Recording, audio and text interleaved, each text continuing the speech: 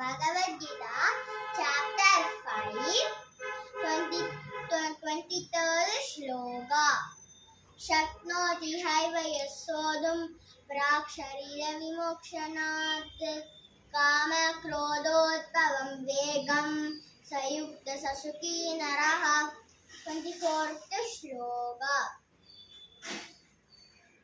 Yonta sukontala ramo तथा ज्योतिरेव यः सयोगी ब्रह्म निर्वाणं वर्तते विदितात्मनाम्.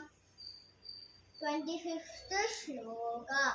लभन्ते ब्रह्म निर्वाणं ऋषयः क्षीणकल्मषाः चिद्वैदायदात्मानः सर्वभूतहिते रताः. 26th श्लोका.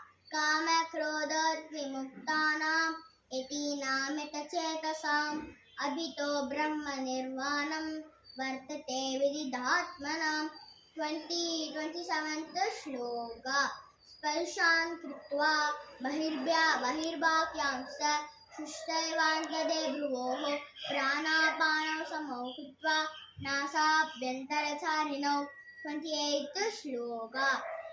यतेन्द्रमनो बुद्धिः मुनिर्मोक्षपरायणः विगतेच्छा भयक्रोधः यः सदा मुक्त एव सः. 29th श्लोका.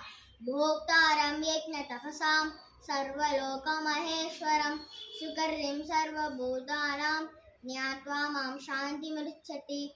ॐ तत्सत् इति मद्भगवद्गीतासु उपनिषत्सु ब्रह्मविद्यायां योगशास्त्रे श्रीकृष्णार्जुनसंवादे कर्मसन्न्यासयोगो नाम पञ्चमोऽध्यायः. श्रीकृष्णार्पणमस्तु.